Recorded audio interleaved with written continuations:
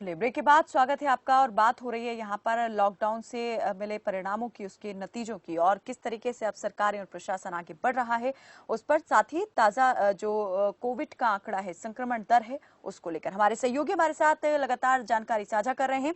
विक्रम हमारे साथ सिरसा से जुड़े हुए हैं, इसके अलावा और भी हमारे सहयोगी राजस्थान, पंजाब से भी जुड़े हुए हैं। विक्रम, आपसे मैं जानना चाह रही थी कि जैसे पूरे देश को 3 जोन में जो है बांट दिया गया है, ग्रीन, ऑरेंज और रेड। तो सिरसा प्रशासन ने किस तरह से यहाँ पर ये विभाजन किया है? क्या यहाँ पर भी इस तरह की कोई कैटेगरी आप देख रहे हैं? जी बिल्कुल। जिस तरह अभी नए केस जो 2 नए आए हैं, तो वहाँ पर डबवाली के अंदर सदर थाना है, वहाँ पर जो सिविल सर्जन की देखरेख में वहाँ पर एक जो है बनाया गया है, वहाँ पे कंट्रोल रूम बनाया गया। कंट्रोल रूम को लेकर जो है सभी तरह की जो है विभाग अपनी निगरानी रखे हुए हैं। अगर हम सिरसा जिले की बात करें, सिरसा जिले को फिलहाल अभी कोई भी किसी भी भाग में नहीं बांटा गया है। सभी प्रकार की सुविधाएं जो है लोगों तक पहुंच रही हैं। चाहे किराने की दुकानों की बात की जाए, चाहे सब्जी की बात करी जाए, सभी सुविधाएं लोगों को यहाँ पर दी जा रही है। लेकिन एक खास बात यहाँ ये है कि लोग जो बेवजह सड़कों पर घूमने वाले हैं, उनके ऊपर कहीं ना कहीं जो प्रशासन शिकंजा नहीं कसने में जो है विक्रम, एक अंतिम सवाल मैं जानना चाहूंगी कि लॉकडाउन 2.0 के दौरान ही यहाँ पर सरकार ने कई सारी चीजों को छूट देने का ऐलान कर दिया था, घोषणा कर दी थी। तो सिरसा में कितने आप देख रहे हैं कि कल कारखाने और फैक्ट्रियां शुरू हो गई हैं, कितने मजदूर काम पर लौटे हैं और कितनी दुकानें जो हैं अब खुली हैं? जी, अगर सिरसा की बात करें तो यहाँ पर जो कृषि यंत्र की रिपेयरिंग की दुकानें हैं, चाहे बीज या खाद की दुकानें हैं, उनको खोला गया है। और साथ में जो पंखे और कूलरों की दुकानों को जो है खोला गया था, और उसको लेकर प्रशासन ने जो है अभी भी जो है कई लोग ऐसे हैं जो भीड़ बनकर जो है वहीं इकट्ठा हो रहे हैं, जिनको प्रशासन का भी मशक्कत करना पड़ रहा है। इसको लेकर अब जो है नया मैप बनाया जा रहा है कि ताकि जो है दिन के हिसाब से जो है उन दुकानों को खोला जाएगा, ताकि इन बढ़ती भीड़ के ऊपर जो है काबू पाया जा सके। जी, परिवहन सेवाएं भी क्या यहाँ पर शुरू हो गई हैं या होने वाली हैं? जी, अभी फिलहाल इसको लेकर कोई भी हमें जो है सूचना नहीं मिली है। फिलहाल अभी जो किसी प्रकार की वाहन सेवाएं यहाँ शुरू नहीं की गई हैं। इसको लेकर जो है जिस तरह की आगे शुरू की जाएंगी, तो सिरसा उपायुक्त द्वारा जो है इसको लेकर एक प्रेस कॉन्फ्रेंस की जाएगी, तो बताया जाएगा। जी, चलिए, बहुत शुक्रिया विक्रम इस तमाम जानकारी के लिए। अजय मेहता फतेहाबाद से जुड़े हुए हैं, हरियाणा के। अजय, आपसे जानना चाहेंगे, जैसा आपने बताया कि ये बहुत अच्छी और सुकून की खबर है कि फतेहाबाद में कोई नया मामला जो है वो नहीं आया है पिछले कई दिनों से। तो इसके तहत प्रशासन जो है क्या पूरी तरीके से ये मानकर चल रहा है कि उसे ये कैटेगराइजेशन करने की कोई जरूरत नहीं है, या फिर यहाँ भी जोन वाइज लेकर के चीजों को प्रशासन आगे बढ़ रहा है? कायनात, देखिए, जहां तक हम प्रशासन की बात करते हैं और फतेहाबाद के में जिस तरह मामले सामना नहीं आना है 30 दिन से लगातार, तो कहीं पे भी प्रशासन कहीं इसको लेकर के ढील नहीं बरत रहा है। पूरी एहतियात के साथ जो है कदम रखे जा रहे हैं। फतेहाबाद में हर उस जगह को, हर उस संदिग्ध व्यक्ति को स्कैन किया जा रहा है, स्क्रीन किया जा रहा है। गांव में जाकर के निजी चिकित्सकों द्वारा, प्राइवेट हॉस्पिटल्स के डॉक्टर्स के द्वारा जो है कैंपिंग की जा रही है, कैंप लगाए जा रहे हैं और लोगों को स्क्रीन किया जा रहा है। साथ ही एक चीज और बताना चाहूंगा कायनात, पिछले जो 30 दिनों में कोई भी केस सामने नहीं आया है। इसके अलावा फतेहाबाद के अंदर क्वारंटाइन करने के लिए 3 से 4 जो धर्मशालाएं हैं और कम्युनिटी सेंटर्स हैं, वो ऑक्युपाइड किए गए हैं। यहाँ पे अभी भी बहुत सारे जो लोग हैं इनको क्वारंटाइन रखा गया है एहतियातन। अभी हाल ही में जो कल 1 मई को राजस्थान से करीब 300 मजदूरों को लाया गया था, फतेहाबाद के अंदर इनको रखा गया है, क्वारंटाइन किया गया है और इनकी स्क्रीनिंग की जा रही है, सैंपलिंग की जा रही है। अभी तक फतेहाबाद में जो है लगभग 1200 से 1300 के आसपास जो है लोगों की स्क्रीनिंग की गई है, सैंपलिंग की गई है। सैंपलिंग के और लगभग 900 साढ़े 900 के आसपास जो है रिजल्ट आया जो नेगेटिव है, और 200 अवेटेड है, जिनका रिजल्ट आना बाकी है अभी।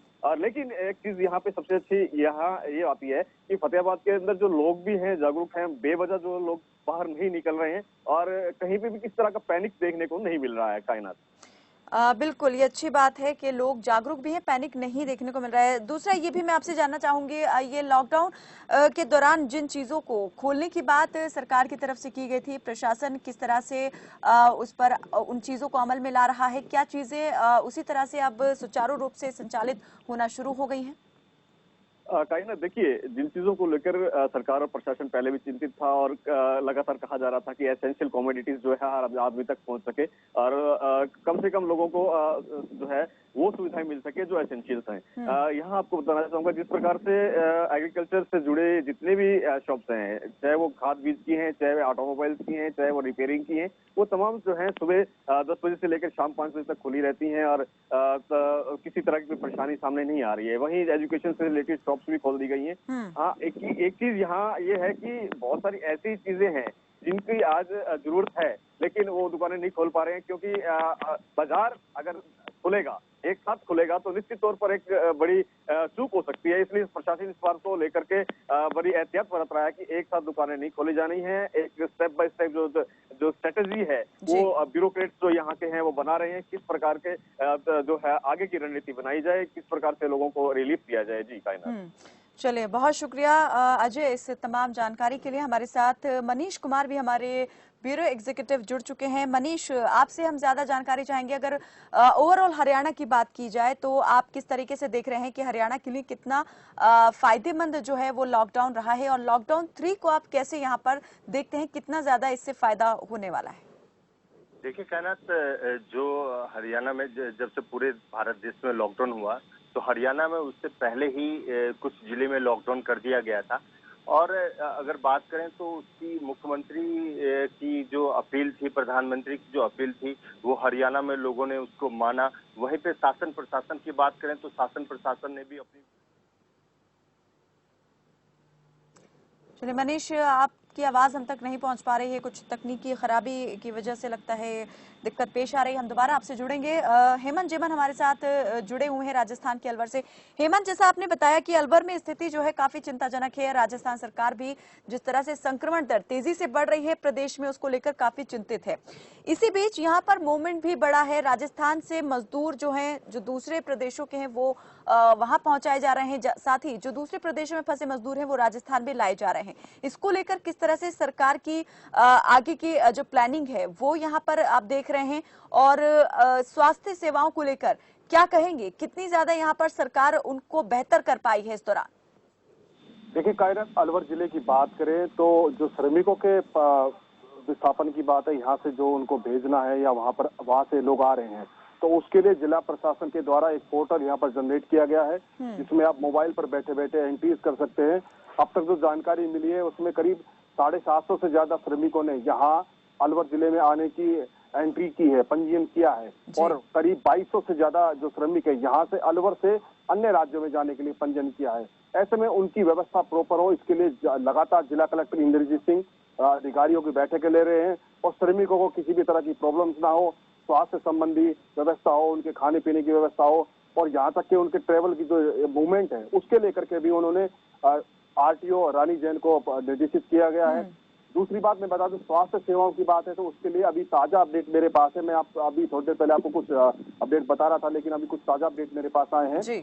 अब आज सुबह करीब 8 बजे तक की बात है, तो उसमें 3708 सैंपल टोटल यहाँ पर लिए गए हैं, और सुबह 8 बजे 59 सैंपल अभी तक लिए जा चुके हैं, जिसमें करीब 9 पॉजिटिव हैं, और जो नेगेटिव सैंपल्स की बात करें तो 3090 यहाँ पर सैंपल नेगेटिव हैं, और करीब 609 सुबह 67 है। और जो ये जो आंकड़ा है, ये ताजा अपडेट 8 बजे का आंकड़ा है। ऐसे में जो जिला प्रशासन है, स्वास्थ्य विभाग है, लगातार दुरुस्त क्या हेमंत, क्या ये सैंपलिंग पिछले 24 घंटे में ही की गई, जो 3700 आप बता रहे हैं कि सैंपल लिए गए और ये जो पॉजिटिव केसेस आए हैं, या ये पिछले कुछ दिनों से ये प्रोसेस जो है वो चलता आ रहा था और अभी तक इतनी ही सैंपलिंग हुई है?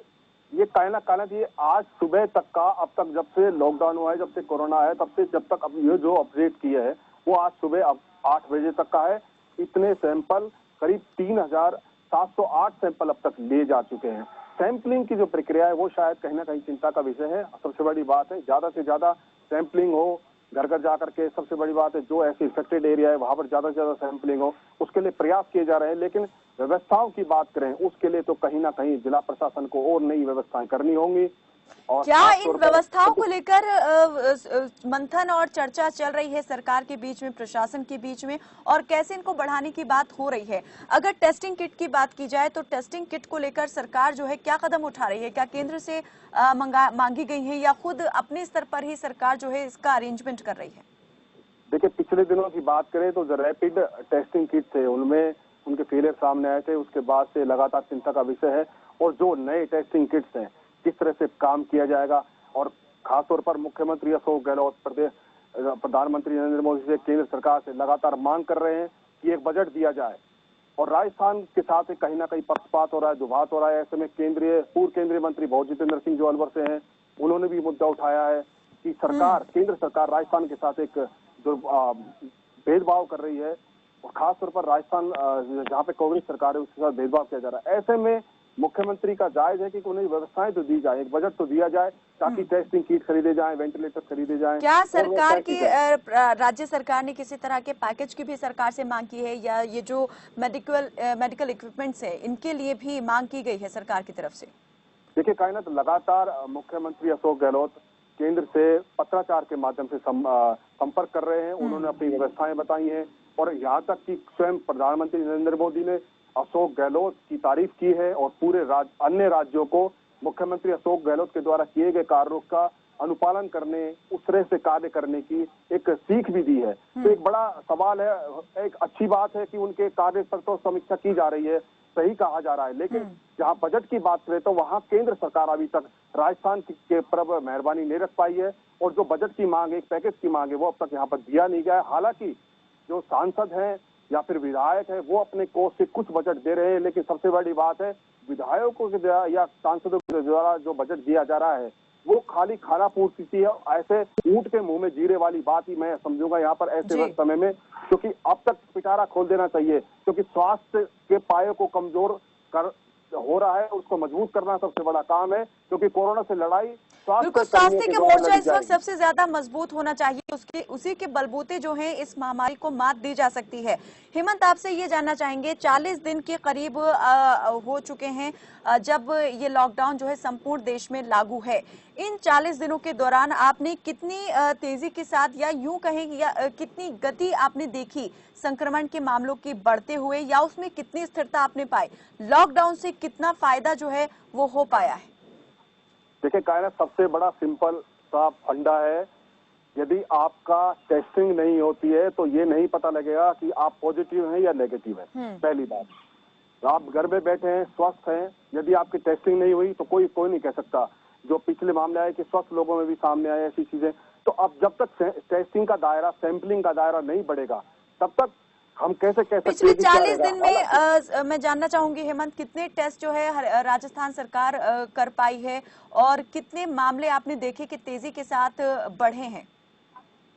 देखिए, आंकड़े की बात करें तो लगातार पिछले 2 दिनों में मैंने जैसे बताया राजस्थान में 133 मामले सामने आए हैं, और बड़ा चिंता का विषय है, खासतौर पर इस लॉकडाउन के बावजूद इतनी तेजी से मामले जो है उनमें वृद्धि हुई है।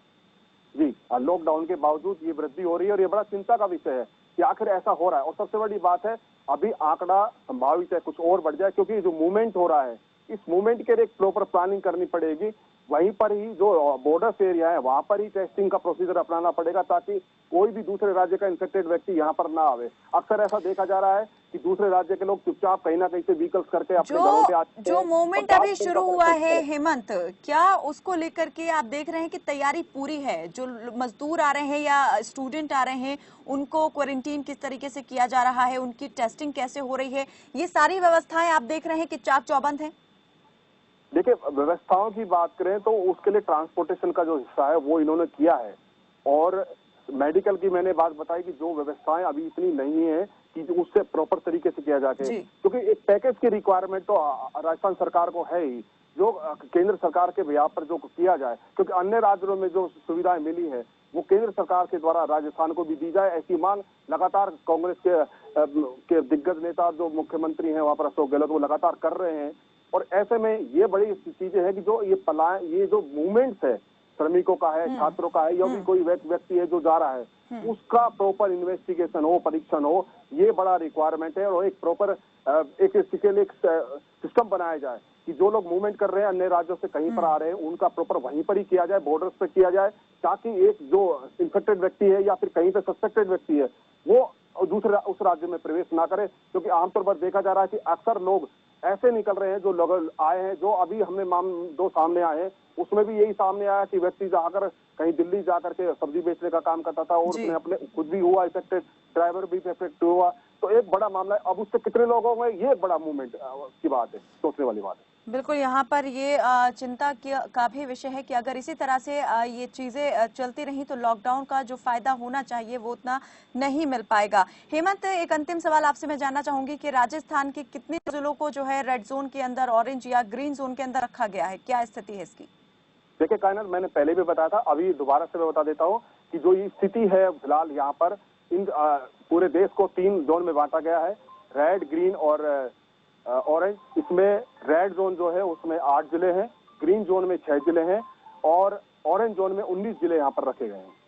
चलिए, बहुत शुक्रिया हेमंत इस तमाम जानकारी के लिए। तो चिंता का विषय तो है ही और स्थिति काफी चिंताजनक बनी हुई है। हमारे साथ हमारे ब्यूरो एग्जीक्यूटिव मनीष कुमार एक बार फिर से जुड़ चुके हैं हरियाणा से, और उत्तर प्रदेश से हमारे ब्यूरो एग्जीक्यूटिव अमितेश श्रीवास्तव भी हमारे साथ जुड़ चुके हैं। टोनी शर्मा हमारे साथ जुड़े थे पंजाब के संगरूर से। टोनी, अगर आप जुड़े हैं तो जरा बताएं कि पंजाब में कितने जोन में बांटा गया है, कितने कहां पर अभी हॉटस्पॉट बनाए गए हैं? जी कायनात, अगर बात करें तो पंजाब की तो 2 से 3 जिले को रेड जोन में रखा गया है।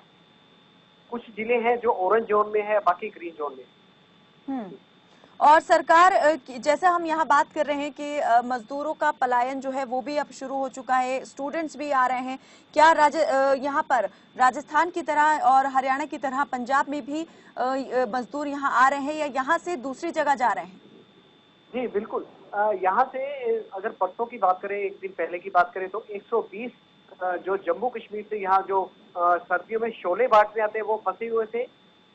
जम्मू सरकार की ओर से 3 बसें आई थी जिनको वहां पे उनको वापस भेज दिया गया है। अगर मजदूरों की बात करें तो प्रवासियों को भी भेजने का पूरा इंतजाम किया गया है। भेजने से पहले बसों को सैनिटाइज किया जाता है, जो जा रहे हैं उनको सैनिटाइज किया जाता है, फिर जब भेजा जाता है तो प्रॉपर डिस्टेंस का ख्याल रखा जाता है, सोशल डिस्टेंस का। और एक बस में तकरीबन से 25 से 30 सवारियां भेजी जाती है। क्या ट्रेन सेवा भी यहाँ पर शुरू हुई है? जी नहीं, बिल्कुल नहीं। ट्रेन सेवा, बस सेवा बिल्कुल क्यों भी नहीं। बसें वो आती हैं जो मान लो जम्मू से आई थी, तो जम्मू सरकार ने बसें भेजी थी पंजाब में, ताकि जो जम्मू यानी यहाँ बसों के माध्यम से ही लाने और ले जाने का काम करवा रही है सरकार और प्रशासन। बहुत शुक्रिया टोनी इस तमाम जानकारी के लिए। अमितेश, आपकी तरफ भी आएंगे और जानेंगे कि यूपी में कितने हालात बदले हैं लॉकडाउन से, और लॉकडाउन अब जो नया शुरू होने वाला है उसके बाद जो है किस तरह की नीति रणनीति सरकार प्रशासन अपना रहे हैं। बने रहिए हमारे साथ, लौटते हैं इस छोटे से ब्रेक के बाद।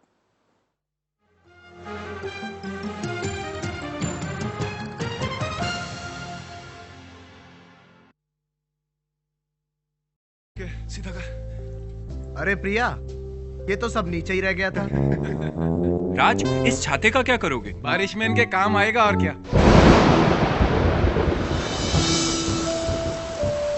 अरे कहाँ खो गए आप दोनों? तो अब मैं टीवी कैसे देखूंगी? भाभी, आप लोग फास्टवे लगवाओ।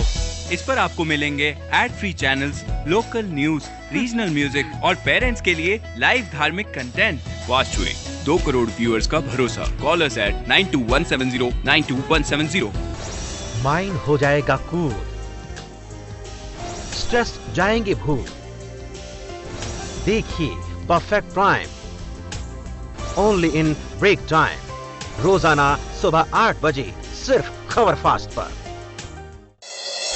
रागनी गाने किस्से संग पुराने लाए सा, माटी की सौंधी खुशबू और काम पुराने लाए सा, माटी की सौंधी खुशबू और काम पुराने लाए सा।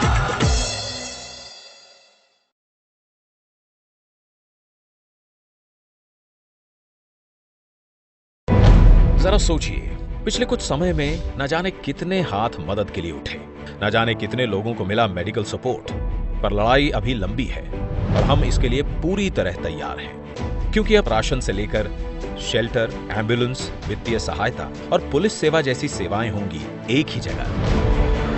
जन सहायक हेल्प मी ऐप। यहां किसान मंडी में सामान बेचने का समय, डोनर्स कोरोना रिलीफ फंड में सीधा डोनेशन, स्टूडेंट के लिए ऑनलाइन क्लासेस, बीमारी में सीधा डॉक्टर्स से टेली परामर्श, स्थानांतरण पास और वॉलंटियर्स रजिस्ट्रेशन जैसे काम होंगे आपकी उंगलियों के इशारों पर। तो अब हरियाणा वासियों के फोन में होगा एक और भरोसेमंद ऐप। डाउनलोड करें जन सहायक हेल्प मी ऐप।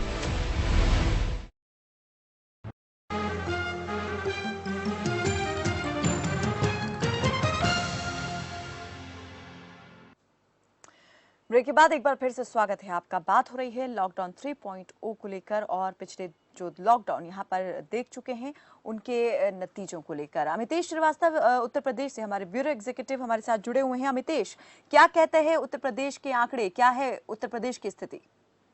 देखिए कहना तो उत्तर प्रदेश की अगर बात करें तो स्थिति जो है वो बद से बदतर होती जा रही है। और खासतौर पर अगर आप आगरा को देखें तो आगरा में जिस तरह से कोरोना पॉजिटिव मरीजों की संख्या लगातार बढ़ती जा रही है वो वाकई में चिंताजनक है। उसके अलावा गोरखपुर में एक भी मरीजों की जो संख्या थी वो कोरोना मुक्त शहर था, लेकिन गोरखपुर में भी 3 जो नए मरीज हैं कुल टोटल संख्या उनकी हो गई है। तो जाहिर सी बात है कि लगातार चाहे गोरखपुर हो, संत कबीरनगर हो, बस्ती हो, आगरा हो, लखनऊ हो, तमाम जगहों पे, आगरा के अलावा नोएडा और गाजियाबाद की बात करें तो यहाँ पर भी कैनात जो कोरोना पॉजिटिव मरीजों की संख्या है, तादाद है, वो लगातार बढ़ती जा रही है। और ये जो संख्या बढ़ रही है वो चिंताजनक है और इसीलिए आज टीम 11 के साथ क्या कारण मानते हैं कि ये संख्या जो है इतनी तेजी के साथ बढ़ रही है? क्या आप मानते हैं कि लॉकडाउन का कुछ फर्क पड़ा है, लॉकडाउन करने से फायदा मिला है?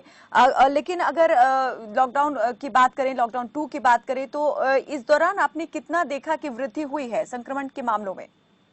देखिए कनात, इसमें कोई दो राय नहीं कि आम आदमी की जो लापरवाही है वो बाकी लोगों पे भारी पड़ रही है। अगर हम आगरा की बात करें तो सोशल डिस्टेंसिंग की वहां पे खुलेआम धज्जियां उड़ाई गई और यही वजह है कि बड़ी संख्या में वहां पर आप कह सकती हैं कि चीन के वुहान शहर के बाद से कितनी तेजी से आगरा में कोरोना पॉजिटिव मरीजों की संख्या बढ़ रही है, वाकई वो चिंताजनक है। हालात बद से बदतर होते जा रहे हैं और उसके पीछे जो मात्र एक वजह यह है कि सोशल डिस्टेंसिंग का कहीं पर भी सबसे ज्यादा बुरे और गंभीर हालात कहां पर बने हुए हैं, कहां की स्थिति चिंताजनक है? यूपी की अगर बात करें, उत्तर प्रदेश की अगर बात करें कहना तो आगरा में सबसे ज्यादा जो कोरोना पॉजिटिव मरीज है उनकी संख्या लगातार बढ़ती जा रही है। तो सबसे ज्यादा कंडीशन आप हालात कह सकती हैं कि आगरा खराब है। उसके बाद से नोएडा में भी लगातार जो कोरोना पॉजिटिव मरीज हैं वो पाए जा रहे हैं। अगर हम गाजियाबाद की बात करें तो गाजियाबाद में भी जो संख्या है वो लगातार बढ़ती जा रही है। बरेली की बात करें या फिर रामपुर की बात करें तो उत्तर प्रदेश में तमाम जो शहर हैं वहां पर कोरोना पॉजिटिव मरीजों की संख्या लगातार बढ़ती जा रही है जो चिंताजनक है। सरकार अपने तरफ से एहतियात बरत रही है। आज खुद टीम 11 के जो अधिकारी हैं मुख्यमंत्री योगी आदित्यनाथ के साथ इस वक्त भी बैठक कर रहे हैं और कैसे इन तमाम जो नई परिस्थितियां आई हैं उससे कैसे निपटा जाए, कैसे उस पर काबू पाया जाए, इसको लेकर जो बैठकों का जो दौर है, चिंतन और मंथन है वो जारी है। 3 जोनों में पूरे उत्तर प्रदेश को बांटा गया है, रेड जोन, ऑरेंज जोन और ग्रीन जोन।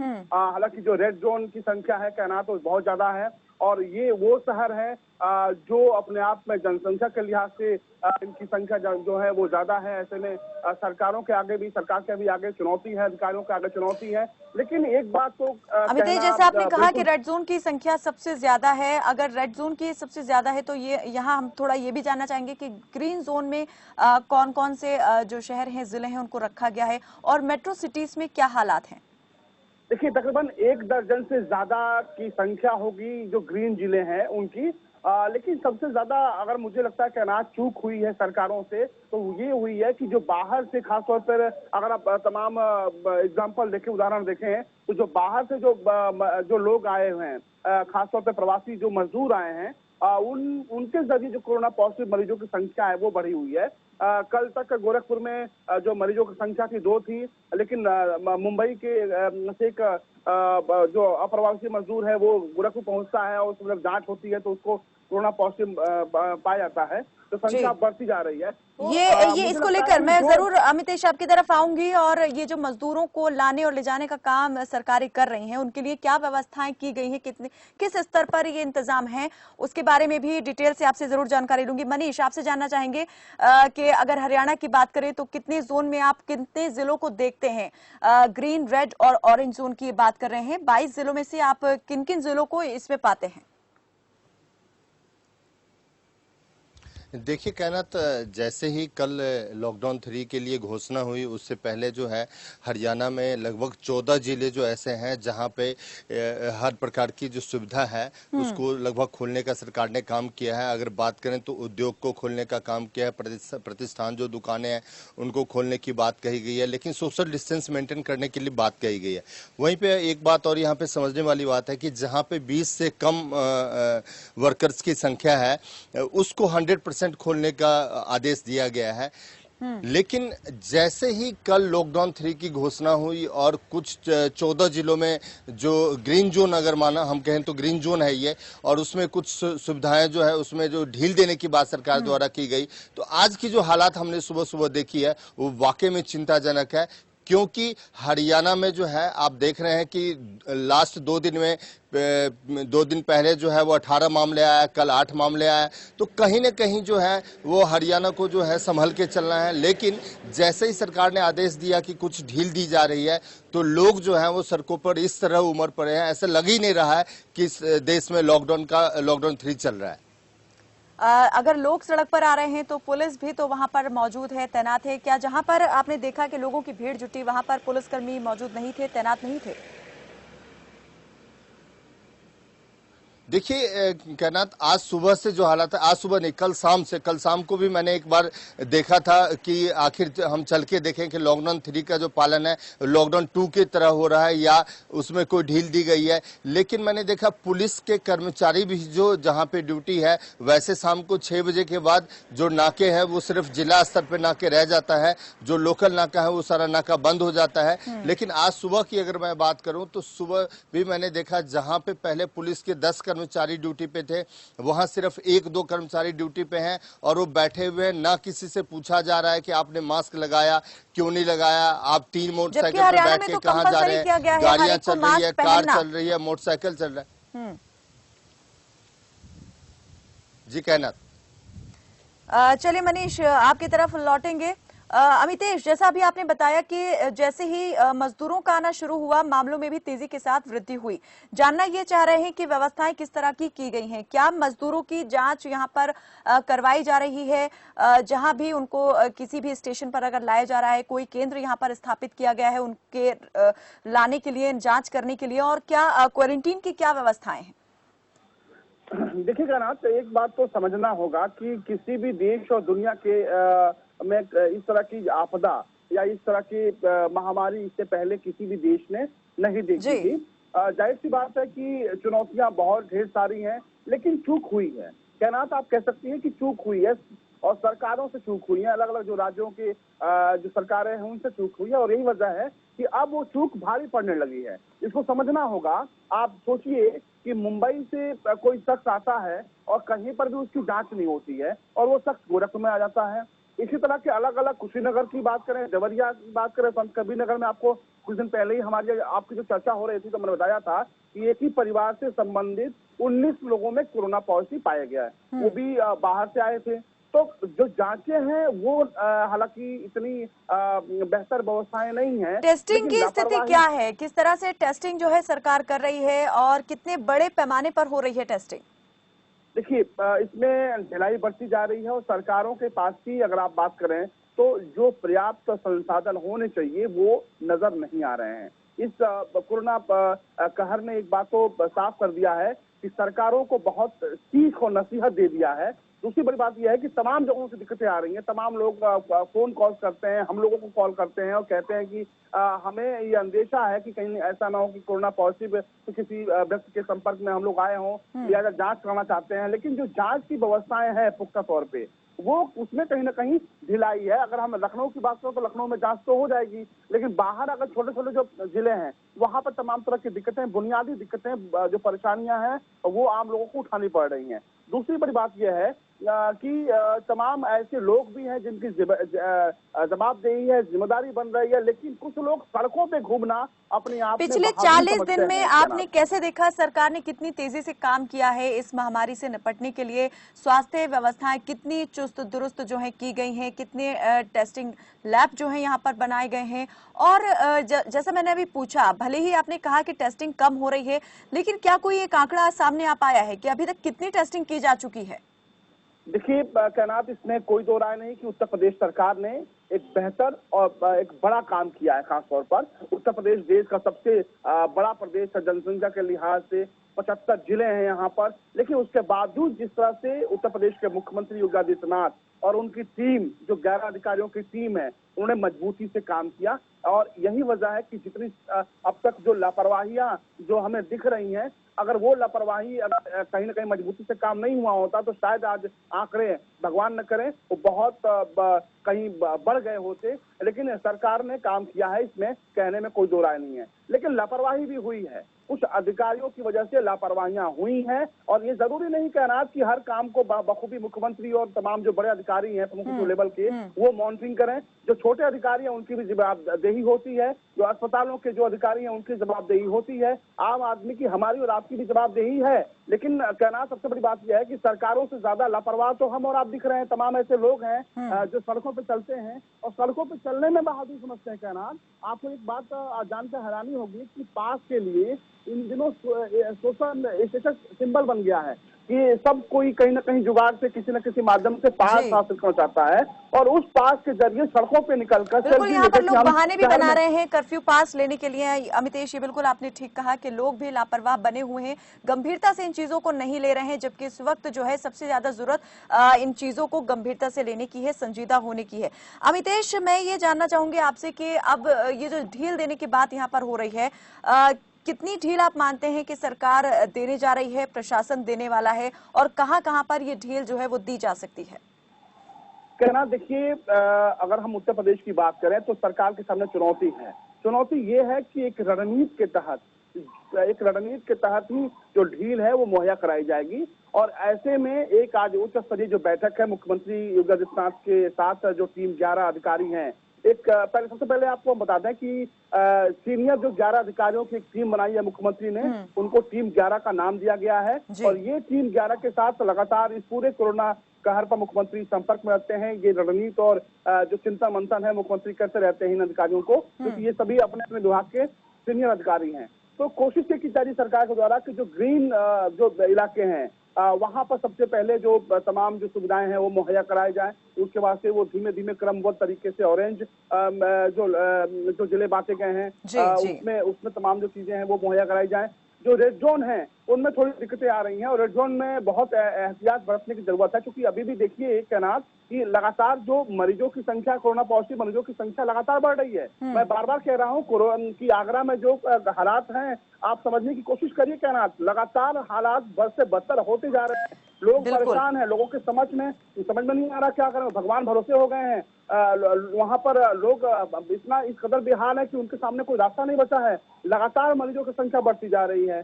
गाजियाबाद की बात करें, नोएडा की बात करें, गोरखपुर में पहले बताया, संत कबीर नगर, बस्ती, लखनऊ, तमाम ऐसे जिले हैं जहां पर मरीजों की संख्या बढ़ती जा रही है, जो चिंताजनक है। तो सरकार के सामने चुनौती है और इस चुनौती से निपटना होगा सरकारों को, लेकिन हमको और आपको यानी आम जनता बिल्कुल आम लोगों को भी सतर्क होने की बेहद जरूरत है, जागरूक होने की जरूरत है और ये समझने की जरूरत है कि यहाँ पर कोई भी कोरोना कैरियर हो सकता है, जिसके बारे में अभी तक जानकारी जो है वो सामने नहीं आई है, क्योंकि टेस्टिंग प्रोसेस जो है वो अभी उतनी तेजी के साथ आगे नहीं बढ़ रहा है जितनी तेजी से होना चाहिए। जैसे जैसे टेस्टिंग होती जा रही है उतनी तेजी के साथ मामले जो है सामने आ रहे हैं। बहुत शुक्रिया अमितेश इस तमाम जानकारी के लिए। मनीष हमारे साथ बने हुए हैं। मनीष, आपसे जानना चाहेंगे कि ये जो लॉकडाउन अभी तक हम देखते आ रहे हैं, इतने दिनों में आपने कैसे देखा कि जो संक्रमण के मामले हैं उसकी दर को सरकार कम करने में या स्थिर करने में सफल हो पाई, और अब ये जो लॉकडाउन 3 के दौरान जो छूट देने की बात यहाँ पर सरकार की ओर से की गई है, केंद्र सरकार की ओर से, हरियाणा सरकार उसे कितनी हद तक दे पाने में सक्षम है?